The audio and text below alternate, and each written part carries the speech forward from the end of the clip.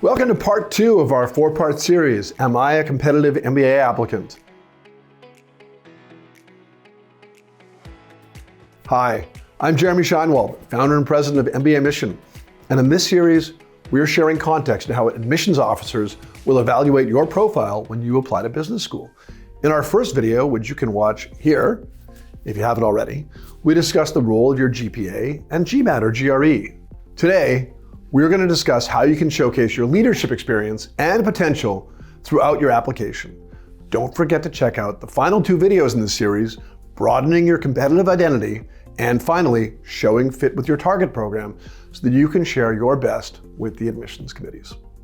Let's discuss showcasing your professional experience and potential, an aspect of your candidacy that's difficult to be certain that you're revealing because it's qualitative rather than quantitative.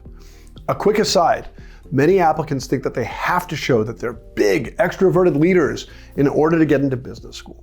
That isn't the case. Effective leaders can listen well, or synergize others' ideas, or pick their rare moments to speak wisely. So don't worry if you haven't screamed, "After me," and led your professional team into battle. That's okay. And if you have screamed "After me" and led the whole team into battle, well, that's great too, of course, but it's certainly not expected. In short, the admissions committees are looking for individuals who've done more than their peers, not more than their CEOs, because in choosing you, they're effectively placing a bet on you that you will continue to do more throughout your career and be a tribute to their institution. How do you prove that you do more without bragging about it? Well, in some positions, individuals are ranked. So if you're in the top 10% or top quintile, or however your firm ranks you, that's something that you should be sharing with the admissions committee. Or more particularly, your recommender should be sharing it so that you can stay humble.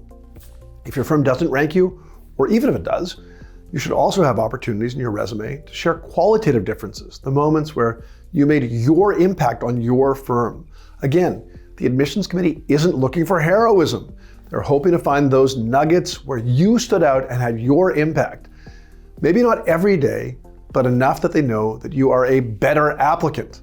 Maybe you're the person who got 2 departments talking about an operational solution, or maybe you saw a skill gap and created and implemented a new training module. Maybe through sheer competence, you became your supervisor's go-to individual and she gave you more responsibilities than your peers. Maybe you started that affinity group or went to inordinate lengths to do research on an investment or acquisition. The examples are endless.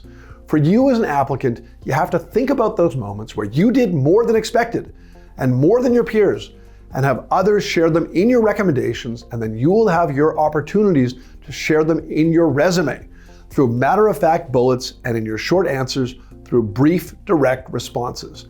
Then in your essays and your interviews, you can showcase these experiences when appropriate, not by bragging, but by writing or talking about them as a narrative, showing how you achieved those results and what you have learned, not by discussing how great your results are.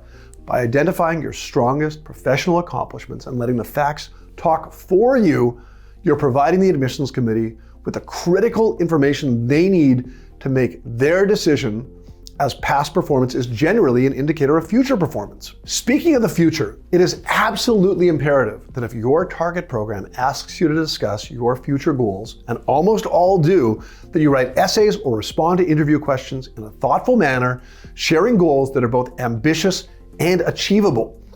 Part of showing that you have real potential is showing that you have a well-considered professional path. So if you're a speechwriter, like me, and you are saying that you want to go into private equity after your MBA, your admissions officer will justifiably think that it's an unrealistic professional leap. PE firms generally hire those with a depth of finance or consulting experience. So the admissions office will be unlikely to accept you because they'll know that you won't be able to get where you want to go professionally. Still, that doesn't mean you need to be conservative. You just need to show awareness of your path and stay within what is realistic. You need to give them a sense of the exciting future that awaits you and the role their MBA will play in getting you there. More on that in the final part of this series. So a private equity associate, for example, can go back to PE, can switch careers into corporate development, can discuss exposure to a healthcare company and say that he wants to transition into that space. There's no specific path that they want you to share. They just want to know that with your MBA, your career will take off in your desired field. Super brief recap. Impactful professional experience and well thought out goals are cornerstones of a competitive MBA candidacy.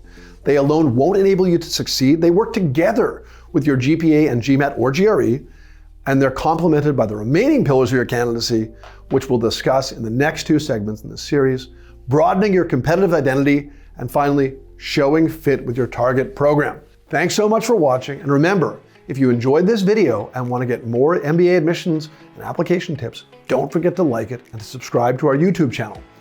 And check out the next video in this series, broadening your competitive identity.